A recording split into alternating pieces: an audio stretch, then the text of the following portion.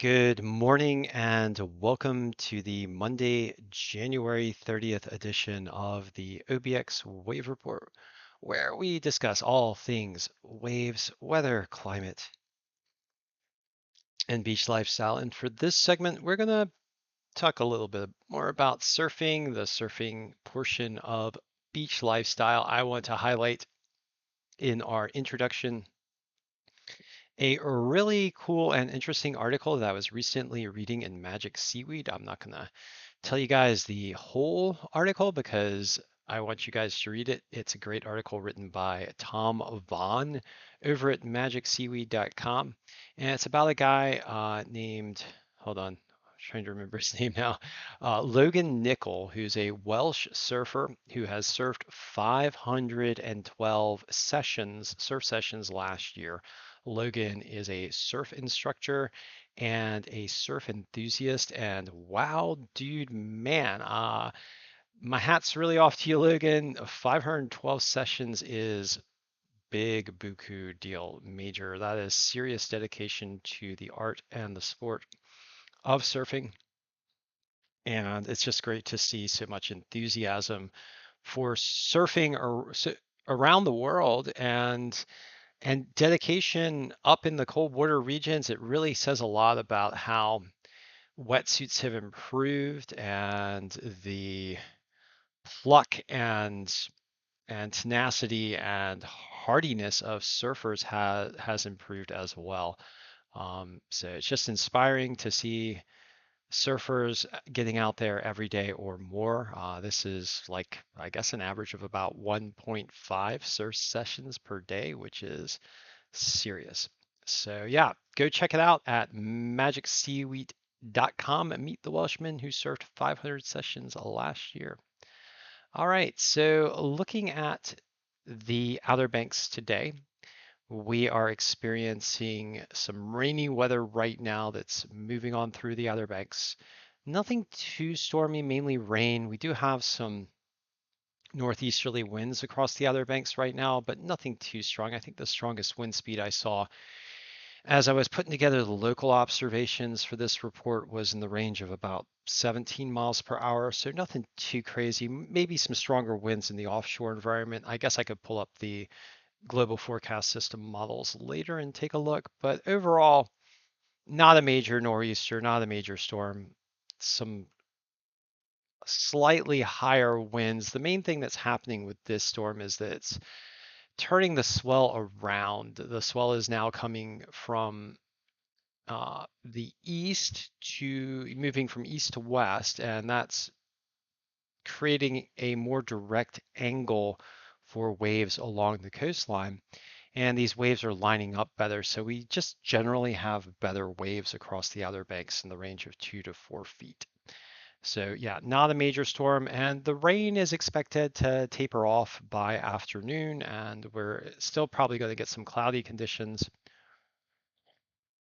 as the main impulse of the storm sweeps on off to the north, but it drags a big old cloud deck behind it here. And you can see this in the NOAA geocolor composite, the goes east geocolor composite here. As the sun rises, I just went ahead and updated it. You couldn't really see the clouds as well behind this system. But yeah, as the sun rises and lights up the cloud tops, you can see it better in the geocolor composite. And they actually all stretch all the way back here to the panhandle of Texas and even slightly further west. And it's pretty striking the connection between moisture flows in the Pacific and the Gulf and the Atlantic. There's just a lot of moisture out there, particularly in the Gulf and off the Atlantic and the eastern seaboard because we have warmer than normal ocean water temperatures. Thankfully, this extra moisture hasn't yet helped to feed anything too extreme, at least recently as far as weather, although we did have a major bomb cyclone occur over the Great Lakes region of the United States back in December. But recently, nothing too crazy. We've had some tornado outbreaks and things like that. Although with this recent storm system, it's just been mainly a rain event. and nothing too serious as far as severe weather. I haven't really seen any instances of major severe weather when it comes to the southeast. Maybe some thunderstorms firing off here and there, maybe a couple of flood watches here and there, but haven't seen any tornadoes. You guys can correct me if I'm wrong, you weather experts out there. But in my going through the information by the National Weather Service and NOAA and the Storm Prediction Center, nothing really has seemed to have come up with this particular system. So a pretty mild and wet system overall, although for the Outer Banks, turning those winds around to the northeast is bringing that swell in more directly to the coastline. So that means better waves for us, which is a pretty good thing. All right, so looking at the infrared satellite showing the colder cloud tops, we do see the higher cloud tops associated with the rain in this system sweeping on off to the east. We also do see some disturbances pumping down from the Arctic and from Canada. And you can also see the snow on the ground creating a reflection in the infrared satellite as well, which is very interesting, particularly up here in, say for example, Minnesota, Montana, and Idaho here, so and some regions south. And that's fascinating. You can also see the snowfall on the Rockies here coming up in the infrared satellite shot. One of the things that we can note here as well is this connection between the Pacific feeding moisture into Texas, and that'll help fuel the next system coming down the pipe. And over the next week to 2 weeks, and possibly longer, we'll see, next week to 2 weeks, at the very least in the forecast, it does appear that there's this tendency for more storms to form for the US Southeast. So we'll have to keep an eye on things. Hopefully nothing will end up too severe. And for today again, rainfall sweeping on off the US East Coast. Looking at the National Weather Service radar, you can see where the rainfall is. And a lot of the rain has actually already moved on off the Outer Banks. We still have some showers lingering over the Outer Banks. You can see some of the flood alerts down here in South Carolina as the image updates. So for example, we've got a flood warning down here in Berkeley, South Carolina. So some heavy rains pushing up the river levels. And you can see some flood alerts down in through South Carolina, Georgia, down into Alabama, Mississippi, Louisiana, and eastern Texas as well. Just kind of zooming out here. But other than that, just a rain event. Rain's mostly sweeping on off to the east, although it's likely that we might get some trailing showers in those clouds that extend rather far back. And it is worth noting that there's just a lot of moisture pumping up that cloud deck and feeding into a generally stormier pattern for the US East. And mentioning that stormier pattern, let's just go ahead and look at the NOAA quantitative prediction forecast for the next 7 days. And again, we see a tendency for more rainfall over the US southeast and east, with the hot spots located in eastern Texas, northern Louisiana, southern Arkansas, and right here, right off the Outer Banks. And this generally provides an indicator of where the stormy conditions are going to be. Lately, at least for this recent storm system, it's just been mainly rain. Let's hope things don't get too intense as far as like cyclone intensity or straight line events as far as wind goes, or coastal storms, things like that. We'll see. Right now in the models, it's not looking too bad. Now, for the Pacific, we do want to mention the Pacific just because we had a recent barrage of storms, particularly for California, emerging from an atmospheric river, and a series of bomb cyclones hitting California in the mid-January back through mid-December timeframe. California's mostly calmed down over the past couple of weeks, and you probably haven't heard much about California in the news. We're talking about it because it provides a contrast for what has recently occurred. But overall, it does look like that the models are shifting more toward a stormier posture for the Pacific Northwest, particularly for Northern California, Oregon, and Washington, especially for areas near the coastline and up in the mountain regions. This shift is not too extraordinary, although it is worth noting that up here in British Columbia and getting down close to Seattle, precipitation potentials get up into the 7 to 10 inch range. or 5 to 7 inch range. It looks like actually, yeah, 5 to 7 inch range over the coming week, and that's pretty intense. So it does look like some of those storms are starting to angle back down from Alaska after they loop up toward Alaska and Canada. So this is something worth watching for potentials for severe weather as we move forward, although nothing too crazy showing up in the longer term forecast. Okay, so let's go down to the local environment here in the Outer Banks, and we're going to talk about waves because this is the wave report after all.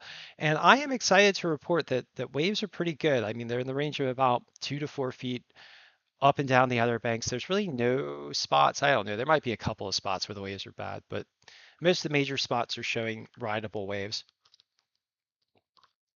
Not too choppy because winds aren't too strong and they're not coming at a high angle. Mainly the winds are coming in out of the northeast, which is pretty much directly on shore for the more northerly beaches of the Outer Banks. And then even for the more southerly beaches, it's getting cross shore, but since the winds aren't too strong, it's not chopping up those waves too badly. And here at Jeanette's Pier, we've got 2 to 3 foot waves with the primary swell coming in at 11 seconds, secondary swell coming in at 5 seconds. Most of the waves ranging closer to like 1.8 feet-ish, but some larger waves in the sets. Winds are coming out of the northeast at about 10 miles per hour, and that's an onshore flow, nearly a direct onshore flow with that cant of the surf line as we look at our Google Maps here for informational purposes. Um, Temperatures today, right now in the lower 50s at 51 degrees at Jeanette's Pier. Ocean water temperatures in the range of 49 degrees Fahrenheit. Still very cold out there. Make sure you got all of your cold weather protection and get your wetsuits online and your hoodies and your booties and your gloves. And we're doing that. We're going to get in the water. I don't know if we're going to do 512 surf sessions this year. We'll see. Let's see how dedicated we can get. We're doing a daily wave report, and I would really, really love to do, yeah, like a 7 day a week thing from the water. We're gonna have to figure this out. It's gonna be interesting. It's gonna be fun, and we're gonna do a lot of surfing. Might not be 512. Like our Welshman that we mentioned from Magic Seaweed earlier, but we'll see. I don't know. Maybe I want to go and cover some surf competitions as well, particularly East Coast surfing competitions. We might do the one at Jeanette's Pier, maybe the one up at Rudy Inlet. Who knows? We might travel further afield. This is the first year of the OBX Wave Report, but it would be really cool to be able to like do like a travel and do some surf competitions. And maybe we'll get good enough to get into some of these surf competitions as well and get into the water and and try to compete in our amateur fashion. And but just for fun and for the love of surfing. All right. And yeah, so right now 49-degree Fahrenheit ocean water temperatures at Jeanette's Pier. Rain is expected to taper off, and it's already actually tapering off now. And that trend is expected to continue through the afternoon. As we get into the afternoon, the expected high today at Jeanette's Pier is 52 degrees, so we're getting close to that already. Heading on down the coastline past Oregon Inlet. Whoosh. We're going to whoosh on down the coastline and lots of major spots on the eastern and, well, on the north and central beaches and the east facing beaches are seeing 2 to 3 foot wave heights. So that's the case with Rodanth or Rodanthi, as the case may be, depending on how you pronounce it.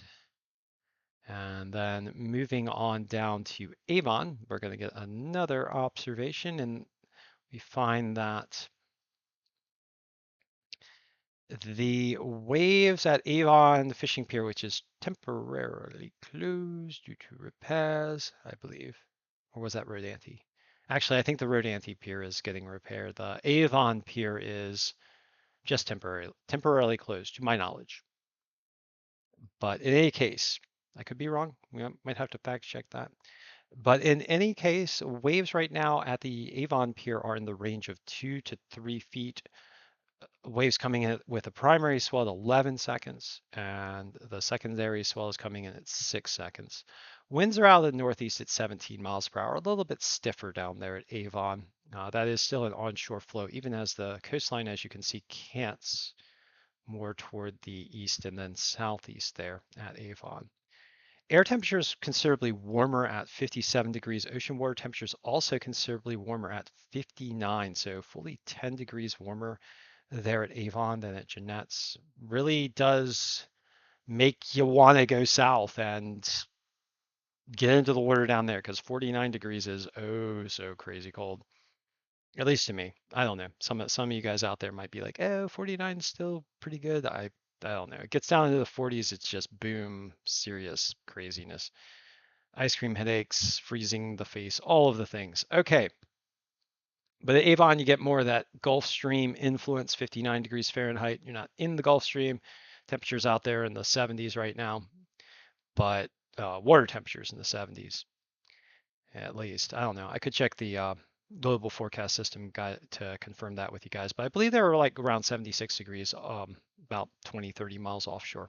We'll look at that. That's just a point of interest. We're not tracking anything too crazy here at the OBX wave reports, so that allows us to engage in the curiosities, which we will do. All right, so rain is expected to taper off toward afternoon also at Avon. This is the case across the Outer Banks, rain tapering off throughout the day. And then the expected high at Avon Pier of 61 degrees Fahrenheit. All right, so heading on down to Buxton. I'm going to do 4 locations today because I want to get a sampling of a lot of locations. So heading on down to Buxton. Waves are a bit larger. I mean, the official wave heights are 2 to 3 feet, but I was looking at the swell models, and down at Buxton, waves are in the range of about 3.5 feet. So it's pushing up to almost like 2 to 4 foot range down there at Buxton. Primary swell with actually, I think about 2 foot wave range is coming in from the northeast at 11 seconds. And then you have like a southeasterly swell with those 3.5 foot waves coming in at 6 seconds. Winds are out of the northeast at 15 miles per hour, which is coming at a bit of an angle here. Maybe some of the locations down here at Buxton, that's across shore. And if you head on down around the corner here, of course, that's going to be an offshore flow. Um, Air temperatures right now at Buxton 57 degrees Fahrenheit, so 57-degree air temperature, 62-degree ocean water temperature, so much warmer in the ocean. Down there at Buxton, as you get more of that Gulf Stream influence, it's amazing how much difference that is between Buxton and Jeanette's Pier. 62 degrees at Buxton, 49 degrees Fahrenheit in the water at Jeanette's Pier. Jeanette's Pier is a lot closer to Virginia Beach water temperature right now than it is to Buxton water temperature, even though Virginia Beach is further away than Buxton. So, I mean, that just gives you an idea of like how rapidly the temperature changes. Moving on down to that point of Hatteras Island that juts out into the Atlantic Ocean, kisses that Gulf Stream and gets that nice warmer water. I'm jealous. I mean, it's worth a drive maybe during the winter time just to get down into those warmer waters. Rain tapering off toward afternoon, as with most locations. Expected high at Buxton is 62 degrees, so gonna warm up a bit more down there at Buxton today. And for our last location, we're gonna go on over to Billy Mitchell Airport here, which is not too far away. And we're going to find that Billy Mitchell is the big wave spot for the Outer Banks today. Nothing too crazy as far as waves go. 3 to 4 foot waves there at Billy Mitchell. Right now, with the primary swell coming in at 6 seconds, this one, you got that southerly swell now dominating because you're on the south facing beach, which is just making sense. So that 3.5 foot swell that was wrapping around over there at Buxton is coming directly on shore for Billy Mitchell in the range of 4 feet basically, so a little bit larger at 6 seconds, and the secondary swell coming in at 11 seconds, this one wrapping around more from the east. Winds are coming out of the northeast, which is offshore at 16 miles per hour. Present air temperature at Billy Mitchell is 55 degrees Fahrenheit. Ocean water temperature 62. And right now, weather conditions are rainy, expected to taper off, as with most locations across the Outer Banks today, with a high of 62 degrees Fahrenheit. Worth noting that the water temperatures there at Billy Mitchell are rather warm as well. So at 62 degrees. That's not crazy warm. That's not warm by any stretch. You will still want your wetsuits in those conditions and probably your booties and your gloves, if not your hood. 62 degrees is still cold, but it's not like 49, which is nuts. Okay, so looking at the Climate Prediction Center's longer range 8 to 14 day forecast, I just do want to note these things because they give us an idea of where the weather is going, both for the Outer Banks and the rest of the United States. And we've done a lot of special reports recently on severe weather and extreme weather for various regions of the world. We're likely to continue to do that as we get these extreme events, and the dice are loaded for more extreme events because of climate change, so we don't want to completely ignore that as we just talk about the surf. The weather affects the surf, the climate affects the surf, and we as surfers are connected to all of it. So, but right now, looking at the 8 to 14 day outlook, it does appear that the US East is expected to see warmer to much warmer than normal temperatures for this time of year. So very warm for January and February generally for the US East. And here on the Outer Banks, we've had temperatures in the 50s and 60s on most days recently, which is very pleasant. It doesn't really feel like winter. It feels more like kind of an extended spring or early spring or late autumn kind of type of condition. And then out west, temperatures are expected to be below normal. And with this kind of dipole, you get these temperatures below normal in one region, above normal in the other. It does tend to indicate a battleground between the two air masses in the middle. So when we look at the precipitation forecast in the 8 to 14 day horizon, this being the end of this week and the beginning of next week, beginning and running through the end of next week, we see above average rainfall expected for the central US. So it does look like that the weather is starting to shift more toward the central US, at least in the NOAA Climate Prediction Center forecast. So we're going to have to keep an eye on that. Maybe the severe weather will start to fire off over here in the Texas, Oklahoma region as we get into not this week, but next week. Worth noting that also Alaska is showing some above normal precipitation conditions as well, generally, with the exception being the extreme north right near the Arctic sea ice. All right, so that's just a general long range potential.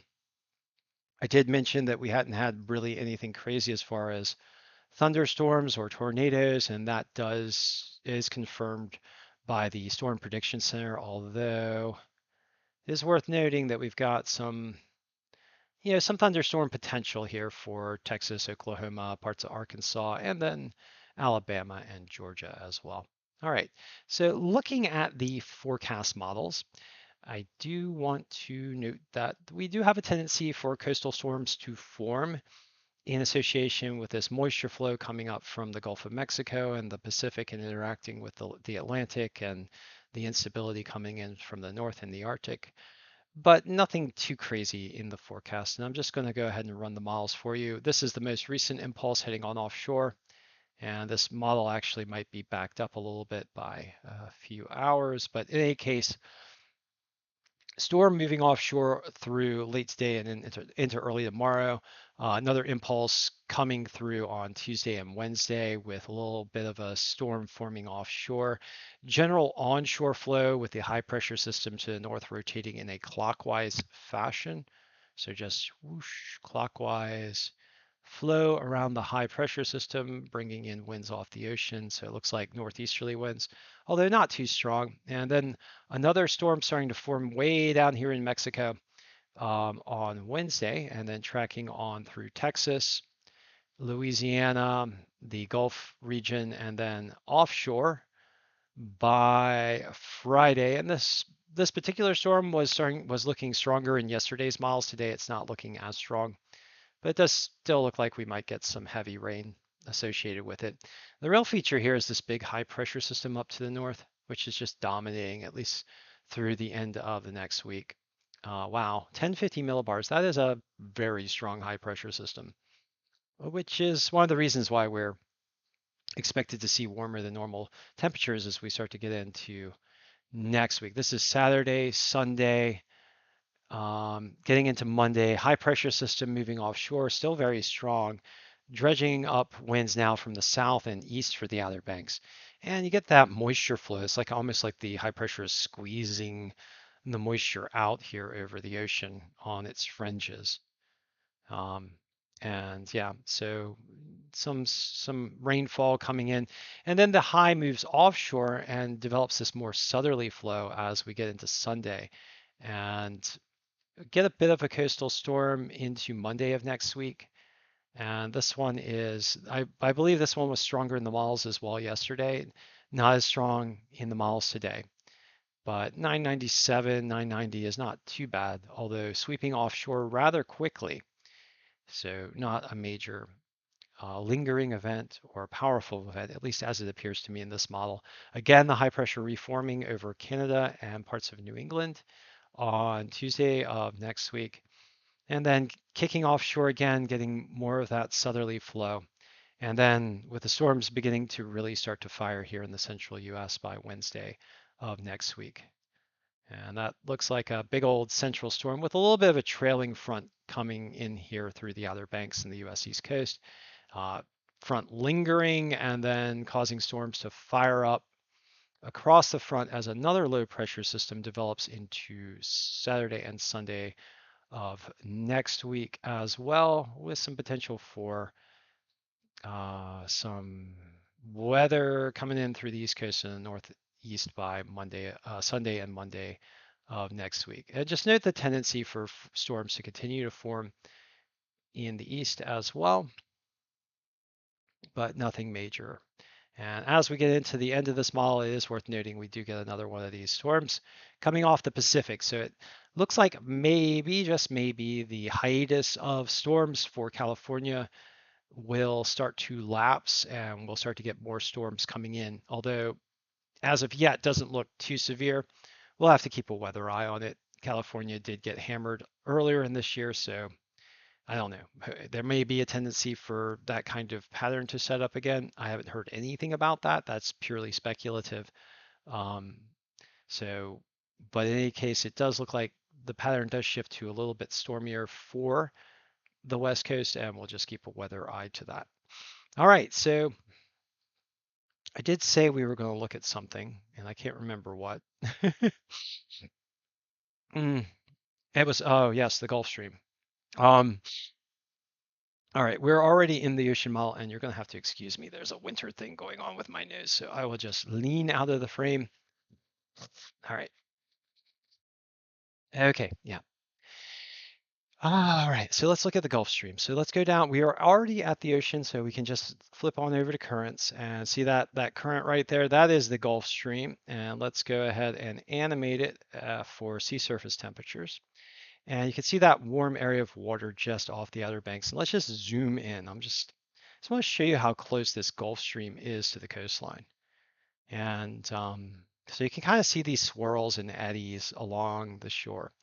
And in the northerly region out here off of Virginia Beach and the Delmarva Peninsula, you got these currents. Now, these are water currents flowing down from the north. And this is a tongue of the Labrador Current that dips down off of the Outer Banks. And it affects the ocean water temperatures because the Labrador Current is a cold water current. And it interacts with the coastlines, pretty much all up and down the mid-Atlantic and northeast coast. And it stops here at about Hatteras when it runs into this massive river of warm water called the Gulf Stream. And there's this confluence of the Labrador Current and the Gulf Stream here, with the Labrador Current meandering. It's slow at this point down to the south, and the Gulf Stream roaring on up to the north. And if you look at the water temperatures in these currents, So let's get close to the coast here, like off Jeanette's Pier, 49 degrees, like what we've observed. And then, so that's the cold water current. And if you get off Virginia Beach, it's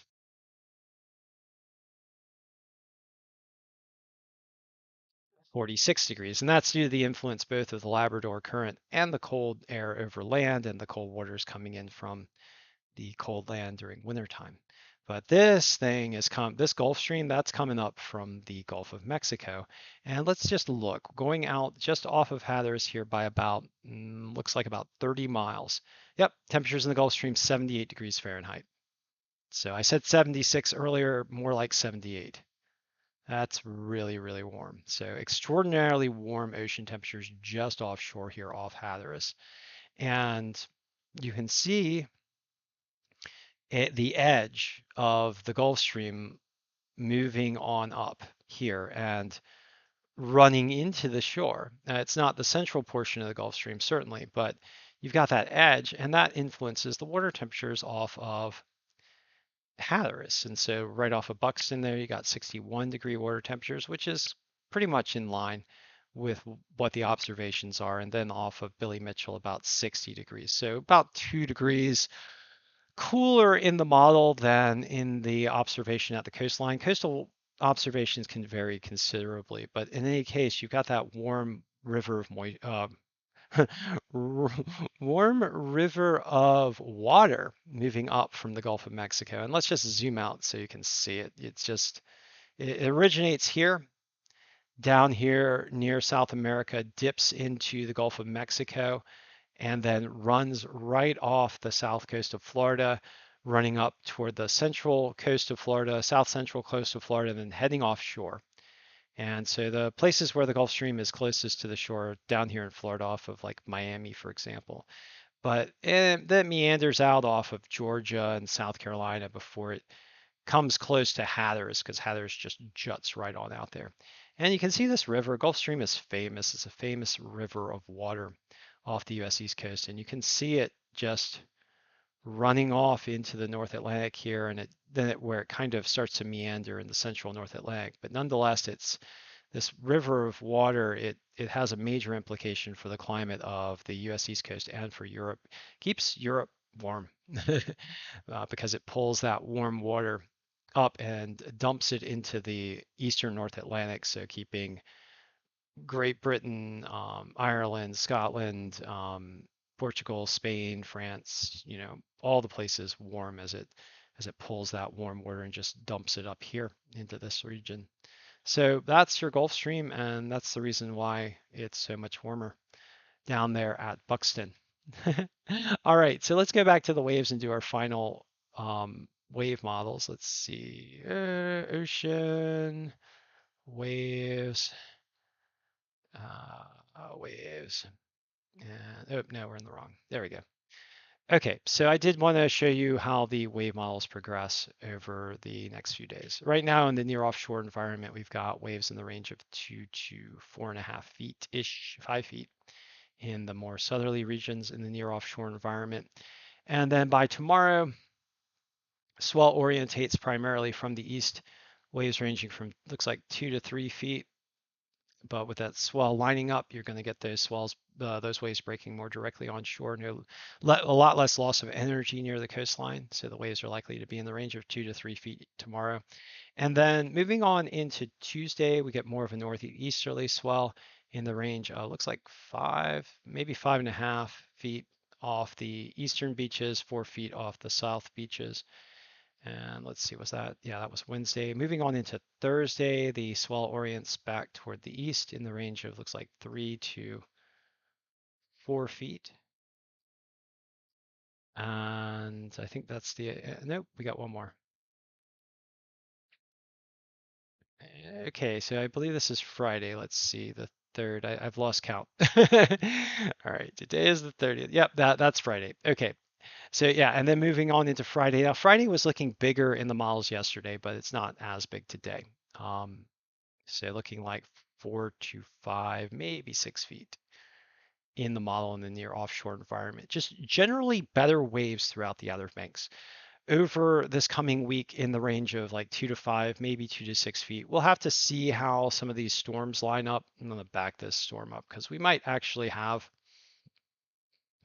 nope, doesn't look like it. So no period of bigger waves that we can see associated with another storm running off the US East Coast. This storm's not expected to be as strong today as it was yesterday. We'll have to keep an eye on it. It is still 5 days out, so the GFS model could be underperforming for this storm. But in any case, good waves throughout the week here in the Outer Banks, ranging from 2 to 5 feet-ish. Pretty rideable. No real extreme storm conditions coming through, although just generally stormier with rainy impulses moving through. Winds tending to come in out of the east and northeast, but not too strong. So thank you for joining me for this episode of the OBX Wave Report, where we discuss all things waves, weather, and climate and beach lifestyle. This particular session of the OBX Wave Report, we celebrate those who surf a lot, particularly one Welsh surfer who surfed 512 sessions last year. And as we always do, we'd just like to ask that you please do everything you can to help transition to clean energy, help the world transition to clean energy, which is the major response to climate change driven by fossil fuel burning. I was reading some of the scientists earlier today, some of the statements over on social media, and yeah, I mean, the present situation is one of climate crisis and climate emergency. I mean, we shouldn't downplay that in the least. We need to respond because if we don't, it just keeps getting worse. But we have a clear path forward in the form of clean energy and the rapid deployment of clean energy. And those of us living on the coastline depend on the deployment of clean energy for a sustainable lifestyle here, because if mass clean energy deployment doesn't occur, these coastal regions will ultimately be inundated in the medium to long term, possibly some areas in the short term, because we already have like islands that are disappearing out there in the Chesapeake Bay, for example, or parts of Louisiana that are getting inundated by sea level rise. And the sea level rise is driven by the heating of the globe, which in turn causes thermal expansion of the oceans and the melting of ice caps, which flood the ocean with more water. And then the added heat in the climate system increases the rate of evaporation from land and ocean surfaces, which helps to pump up the intensity of storms and loads the dice for more severe extreme weather. So not only do we contend with sea level rise here on the coastline, but we also contend with the potential for more powerful hurricanes, more powerful bomb cyclones like what the West Coast experienced. And um, in some regions, we contend with the potential for more powerful atmospheric rivers and monsoonal type systems as well. So, and when you're out there on the coastline, you're faced with that potential severity continuously. But when you have the dice loaded against you, the climate dice loaded against you, like Dr. James Hansen describes it as, um, you just have more potential to see disruption to your life and livelihood. And the coastlines provide us with such a richness, both in the form of happiness and enjoyment for those who live here, for those who visit. The coastline is for all to share, and also for the industries and the various good that is produced on the coastline and the great richness of life that is produced by the coastal environment, which benefits everyone living here, both as human beings and the good creatures that live on the earth with us. So please do everything you can to help transition to clean energy and to stop the climate crisis and climate emergency.